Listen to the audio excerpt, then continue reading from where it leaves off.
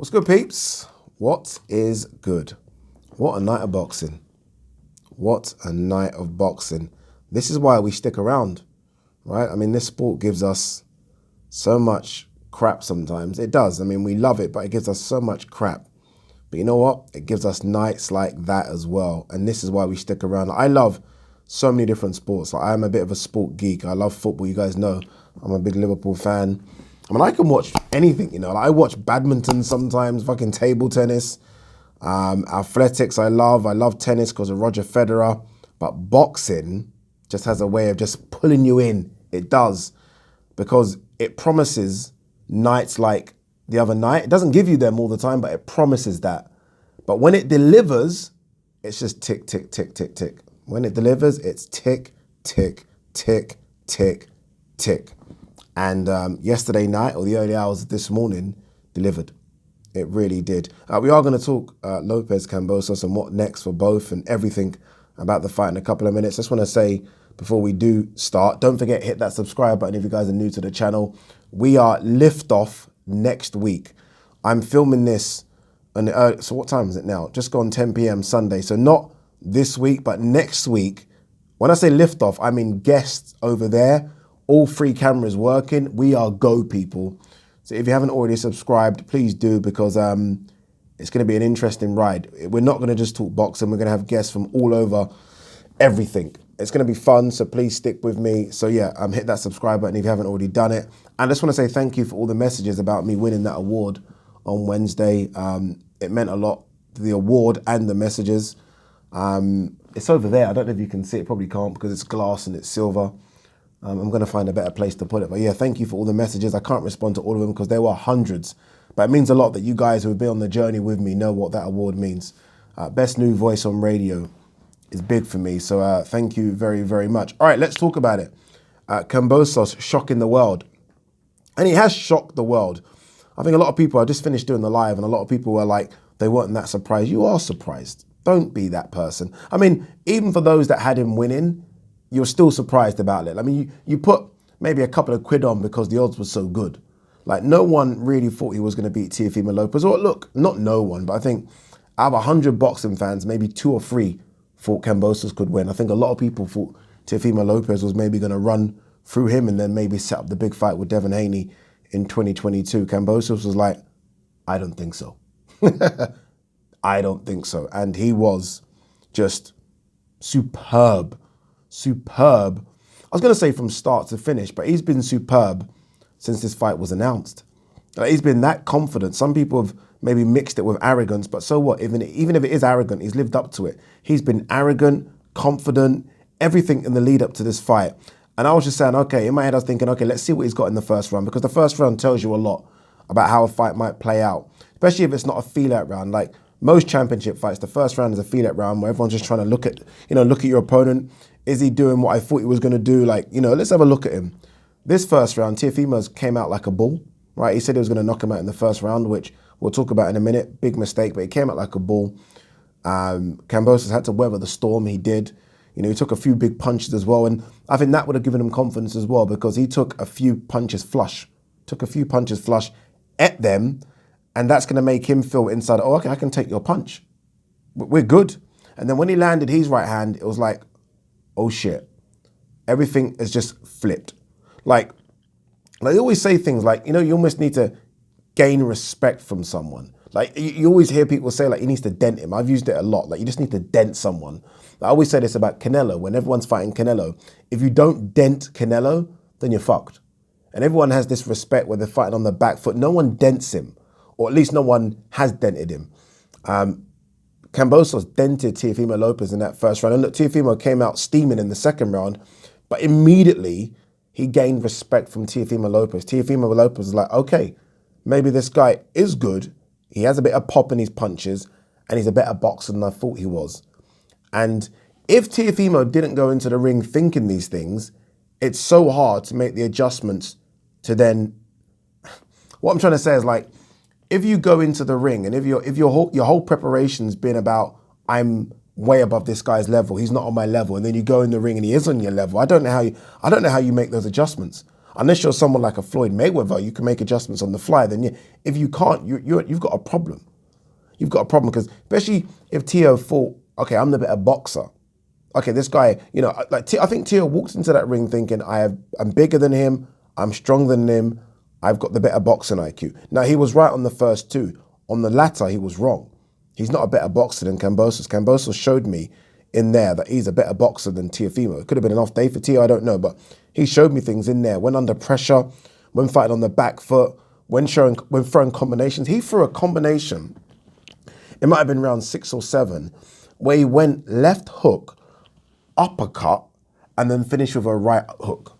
Like a 3-punch combination that was just a thing of beauty. And I was like, jeez. And they slow it down, obviously. When you watch it on the replay, it's they're showing a 10-second replay and it looks easy. He feints, left hook, uppercut, right hook. He done that in real time in about 2 seconds. It was so beautiful. And I was like, Kambosos' boxing ability here has been massively underrated by everyone, including Teofimo Lopez. And Teofimo got it wrong. So yeah, he landed that big punch in round 1, gained respect. I think Teo came out like a ball in round 2 and landed some good stuff, but then 3, 4, 5, 6, 7, all Kambosos. For me, Kambosos built up a lead and Kambosos started landing at will. I mean, Teofimo was swinging for the fences, and look, his instructions from his father, I don't even want to go there. They were a disgrace. Honestly, they were a disgrace. I don't know what Teo's going to do there because it's his dad. It's not like you can just say, it's difficult. How do you sack your dad? But he's got to get rid of his father as a trainer because that ain't going to work for me. I think those corner instructions were some of the worst corner instructions I've ever heard in a championship fight. In fact, remove that, in any fight. Like, it was just like, what are you saying to him? Like, you could see Teo was actually looking at his dad. Like, when this started to get difficult, Teo did this thing where he would go back to the corner and he'd smile. And that means he knows this is tougher than it is. It's just, boxers always try to play, it's almost like they try to play possum, but it doesn't work. Like, when they get hit and they shake their head like, that didn't hurt, that means it did hurt. He went back to the corner and he was smiling. It was almost like he was asking for help. And his dad would sit down and his dad would like go nose to nose with him and give him some bullshit advice. And I was thinking, he's looking at you now as his father. Give me something. What do I need to do to beat this kid? This kid's a lot better than we thought he was. But Teo's dad's just saying, just get him out of there. Fuck him up. Nonsense. Like, no constructive, all right, stay behind your jab. For this round, you've been knocked down. You still be a buzz. Stay behind your jab. Nothing. Take this round off. Like, do this, do that. Nothing. Where Kambosos' corner, fantastic advice. Honestly, clear, concise. And I don't know how much that works, really. I don't know, like, in the heat of battle, I don't know how much sometimes the fighters listen to the trainers, but regardless, you want someone in the corner that's calm. The last thing you want to do after being buzzed in a round is go back to the corner and it's panic stations. You don't want that. You want the corner to be cool and calm because then it reflects you and then you go out and you're cool and calm. If the corner stations panic, and I think we saw it with Timo a couple of times, he goes out and he's just throwing hell for leather. He doesn't know what he's doing. His boxing was all over the place. He was just swinging for the fences. And I was like, what's Teo doing? What's Teo doing? But I will give Teo some credit. Rounds 9 and 10, he showed the dog in him. Because again, round 1 was obviously a 10-8, even though they scored it. A couple of judges scored it 10-9. I think you might have given Teo round 2, I think. But then rounds 3 up until rounds 8, all Kambosos. Honestly, for me, I don't know how you guys scored, all Kambosos. But rounds 9 and 10, Teo started to get his second wind and you knew he was losing the fight. And I think the way in which he summoned that last bit of energy to get the knockdown was fantastic. It was. And then he blew his gasket completely trying to go for the stoppage. He blew it and had nothing in rounds 11 and 12. It just wasn't there. And you go back and watch the Loma fight, and round 11 and 12 was when he did his best work to kind of secure the deal. Round 11, 12 here is where he lost the fight, because I think Chris Mannix had the fight level going into round 11 because of the knockdown, had it level. And then in the end, Kambosos was incredible. He was incredible. Like, a lot of people will start to question why Teo lost without saying, oh, it's because Kambosos was just so good. This is a Kambosos that's not scared of fighting away from home. Let's not forget his last 2 fights, Mickey Bay and Lee Selby, been away from home. He's been on the end of a couple of split decisions wins, but they weren't split decisions. He won them both, for me, unanimous decisions, but they gave it split decision. This is a guy that knew he was going to lose that fight if he didn't close the show in rounds 11 and 12. This is a guy that got up. Look, in the aftermath of the fight, he says he wasn't hurt in round 10. He was. But he got up off the canvas in round... You could have scored round 10 or 10-9. He got up off the canvas and was like, in the last 30, 40 seconds of that round 10, is winning the fight. Like, he's winning that round. I mean, look, it's a 10-8 round, but he's doing so much good work. Very similar to when Tyson Fury got put down in his first fight against Wilder in the 12th, where he got up and he done some of his best work. Kambosos done that. And then round 11, when you know, like, I'm away from home, the judges might F me here, he wins round 11 and then wins round 12. What a performance from George Kambosos. Like, obviously, upset of the year. It is. It's bigger than Kiko Kid. The reason it's bigger is because Kiko just landed a punch almost from nowhere. This was a systematic beatdown. Is that the right word? I don't think it is, but you guys know what I'm saying, right? It was a beatdown. It really was. It's funny because after the fight, Tio obviously came and I thought it was rude. George Kambosos is doing an interview and he's coming over and I get it, right? He's heated. It's difficult to speak to fighters in the immediate aftermath of the fights because they are so heated. But he comes over and says that he scored it 10-2. He actually said 11-2 first, but then he said 10-2. And Kambosos was like, you're delusional, look at your face. And you looked at Tio's face and it was all bust up. His nose, his eyes, it was all bust up. And Kambosos, you know, he had his own little scratches and scars as well, but he didn't look fucked up as Tio did. He really didn't. It was such a great performance from Kambosos. Like, he showed so much boxing IQ in there. Like, even when rounds 1 and 2 and rounds 9 and 10 where he's getting rushed a bit, he's on the ropes, he knows how to handle himself. Like, he's not swinging for the fences. There isn't panic stations. He knows exactly what to do. He knows exactly what to do. He is a very, very good fighter. Like, I don't know where he is in terms of pound for pound and all that stuff, because he's he's the unbeaten unified champion at 135 pounds now. Not undisputed unified, but he's very, very good. He has a bit of everything. On the live, I think someone said it correctly. He's not a 10 at everything, but he's very good at everything. And I agree.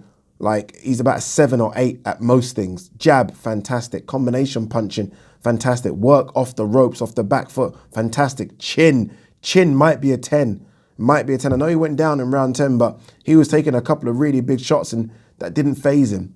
Honestly, so impressed with Kambosos. I don't know what next for Teofimo. Obviously, there is a lot of talk about him going to 140 and that, you know, the weight was always a problem. Well, stop cheating in the weight then. And what I mean by cheating is that you're clearly too big for 135, but what you try and do is get down to 135. You kill yourself to get down to it, and then you balloon up on fight night so you have the advantage. Well, stop doing that. You're weight cheating. Go to 140, maybe even 147. Like, honestly, 140 might be even too tight for him. He's so big. Maybe go to 147, but he's not going to get the rematch because he doesn't have a rematch clause. That's how boxing should be for me. I don't think rematch clauses should be allowed in boxing anymore. But yeah, I don't know how they didn't sort that, if I'm honest with you. It's funny because people laugh at Eddie Hearn for having rematch clauses in there. This is why you have rematch clauses in there. This is the why. Because now, if you're Teofimo Lopez, you're almost starting from, not the beginning, because he's got a big name, but you're starting, you know, you're taking a few steps back. Because if there was a rematch clause, you're going to get the rematch and you're probably going to go to Australia, make some good money, and chance of getting your belts back. Now, he almost has to start again at 140, maybe even 147. But look, he's a big name. He's still a fantastic fighter as far as I'm concerned. It just wasn't his night. It wasn't. Let's not try, and I think some people have already started to dismiss him like, you know, he was never this good, never that good. I hate when boxing fans do it. He's a very good fighter. Kambosos was just better on the night. For Kambosos, I mean, the world's his oyster. Devin Haney's not going to go to Australia. No chance. He's not going to go. Even if he can get 80,000 in Melbourne or wherever he can get, Sydney, whatever, he's not going to go. What he should do, and this is Kambosos I'm talking about, is have a voluntary against someone top 15, have a voluntary, a homecoming fight. You know, again, not against a bum, but, you know, someone decent at 135. Trying to think of who. Have a quick look at the 135 names. Who could he fight? 2 secs. Trying to think who makes sense for a 135er. 2 secs, peeps. Oh, my internet is just on. Why has my internet gone down?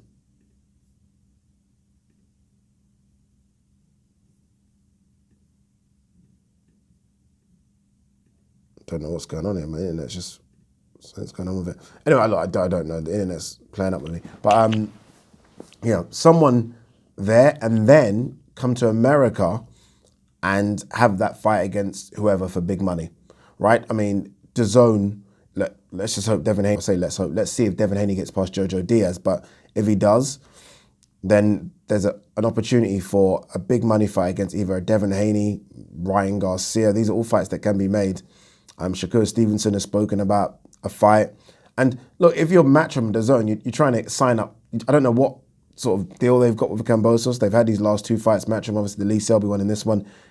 Get him quick. I mean, you want to have the unified 135-pound champion because everyone now wants that fight. And if it is, for example, Shakur Stevenson, who he fights, who maybe moves up and wants to become a champion in another weight class, and DAZN get that fight, that's massive for DAZN.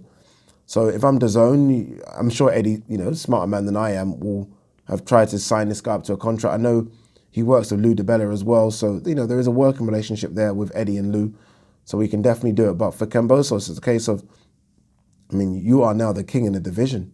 You are. You're the man. You beat the man who beat the man. You're the king. If I'm Lomachenko, I'm rubbing my hands together. Teofimo Lopez didn't want to give you the rematch, and now Teofimo Lopez isn't going to get the rematch himself. So if you're Loma, you're thinking, get past Richard Comey. Loma will travel to Australia. I don't think Kambosos would want that. I don't think he'd want that work. But look, Kambosos is there, man. He's there. Someone said it's not good for boxing, him winning. I was like, it certainly is. You want more great fighters in the division. And Kambosos doesn't seem like the other guys who won't fight. He will fight anyone in that division. So I think it's really good for Kambosos. So look, one of the biggest shocks I've seen in a long time. It's the year of the upsets, man. It really is. You think of Kid Galahad, you think of Terry Harper, you think of AJ, even to an extent Pac-Man. I know it's a smaller one, but that was an upset as well. What's going on with my internet, by the way? I think we're back. Wait. I'm trying to think. There was one. What was the guy's name? Oh, jeez, my memory is bad. Rosado. What guy did he knock out again? Gabe. That was a big upset at the time. Big upset. It might not be considered it now, but Rosado knocks out Melakuziev. That was a big upset. So there's been a few big upsets this year, man. Even Castano and Charlo, a draw was considered an upset because Charlo was the big favourite going in. So it's been a year of the upsets, but yeah, this is the big one. This is the big one. And congratulations to Kambosos. Congratulations to what this does for Australian boxing, man. They've got some guys up there. Brock Jarvis is coming through. Obviously Tim Tszyu doing his thing. Horn's still around. And now, obviously, George Kambosos with possibly the biggest win ever for an Australian, ever. There's been some big ones. Trust me, I know, because I had to do a bit of research about Australian boxing the other day, but this has to be the biggest, just because Teofimo Lopez at the time was a top 6 pound for pounder. It's top 6 pound for pounder, fresh, no damage, and he's just been beaten in his own backyard. Crazy. Yeah, and what and he's not helped himself, has he, Teofimo, in the post-fight antics. Like, his own crowd were booing him at the end. Booing him. Yeah, booing his dad. Not good at all. Look, great night of boxing. I haven't seen yet the fights with Fazili, and I've not seen Fulton either. A lot of people are saying that Figueroa beat Stephen Fulton. I've not seen it. I need to watch it before I give my opinion. And Ogawa dropping Fazili doesn't surprise me. And look, I covered, and I've said this in the live, so apologies if you're watching this and I'm repeating myself, but I said that I've been in Africa watching African boxing for the best part of 2-3 years, and these guys are killing themselves in the gym. Like, the sparring is just brutal. It's almost like they come over to the UK and it looks like they've got really good records. Like, they're 20-0, 21, maybe 21-1. They look really good. And you look at who they fought, you're like, okay, but they're having wars all the time. And it just, yeah, I think the preparation that they have in the lead up to these big American or European fights is just brutal. And by the time they get to America or Europe, they're done. Honestly, they're done. They're only young, but they're done because of the wars they're having. I've seen them. I've commentated on their wars. And yeah, so in a way, as much as Fazili was, really thought of, I'm not surprised. I need to watch the fight, but again, I'm not surprised that Ogawa dropped him a few times. It's a shame because it's a world title fight, but this is boxing. This is boxing. Amir Khan versus Kell Brook announcement coming on Monday. We're going to do a separate video on that one tomorrow. But guys, peace and love. And we have a new star. We have a new star, man. And that new star is George Kambosos Jr.